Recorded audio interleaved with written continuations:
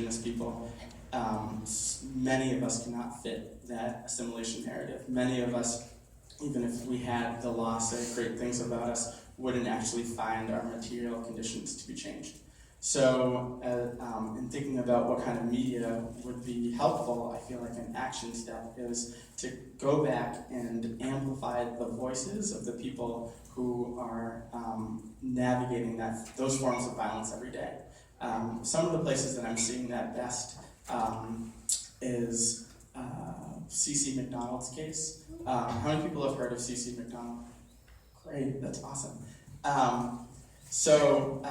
C.C. was in New York, and we were organizing to do a lot of media around her case. And as everyone in the room knows, she was sentenced to prison for defending her life against a known white supremacist, Dan Schmidt, and in the process, killing Dean Schmidt.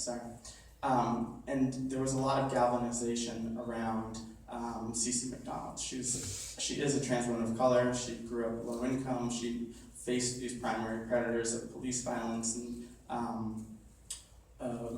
prison violence. And I think it's really wonderful that that's been a case that the LGBT media has galvanized around. And yet, I think it's really important to think about the many other people who are like Cece, who are currently incarcerated, who don't have that kind of support, and to amplify those messages, and to look at institutions that are deeply invested in creating more C.C. McDonald's. At the Silver River Law Project, we have a blog that's specifically from people who are currently incarcerated.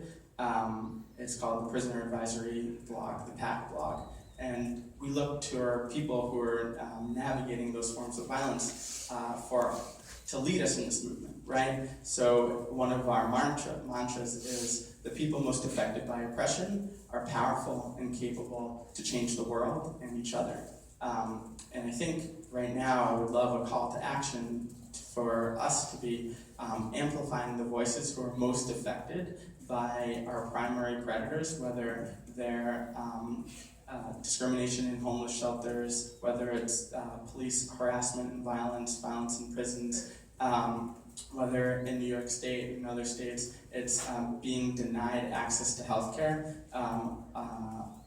public health care under Medicaid. I think right now it's a really important action step to amplify through our platforms the people most affected by those systems of discrimination and violence, and take their lead in terms of strategies. So that would be my action step in terms of what we can increasingly do right, knowing that we're coming from a history that has sadly pushed out so many people in our movement.